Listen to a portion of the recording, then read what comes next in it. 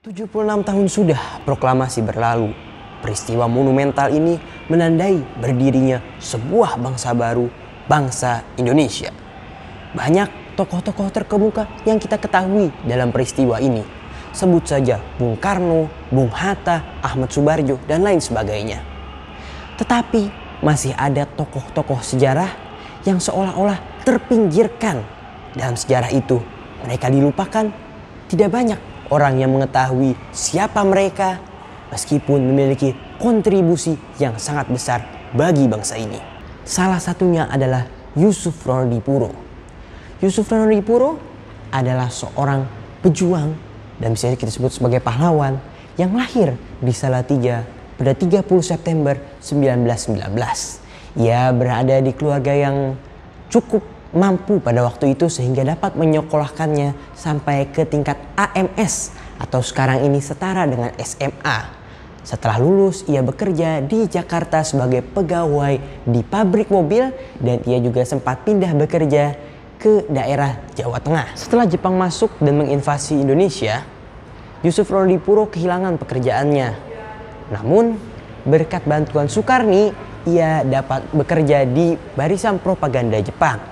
Setelah itu ia pindah lagi bekerja di pusat kebudayaan dan akhirnya pindah menjadi penyiar di Radio Hosokyoku, radio militer milik Jepang yang ia diterima di kantor yang berbasis di Jakarta. 15 Agustus 1945, keadaan di Jakarta semakin genting.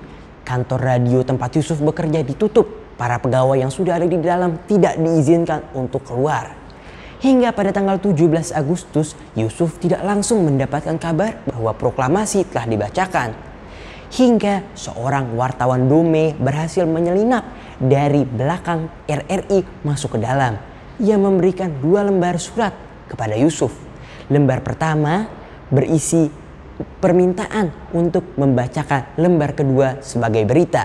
Dan lembar keduanya merupakan teks proklamasi kemerdekaan Indonesia. Sebelum membacakan teks tersebut di radio, Yusuf berunding terlebih dahulu dengan tim teknik.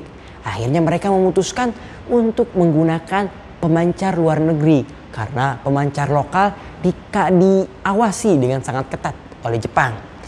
Akhirnya pada jam 7 pada tanggal 17 Agustus itu Yusuf membacakan naskah proklamasi dalam bahasa Indonesia dan kemudian dilanjutkan dengan pembacaan dalam bahasa Inggris oleh Suprapto.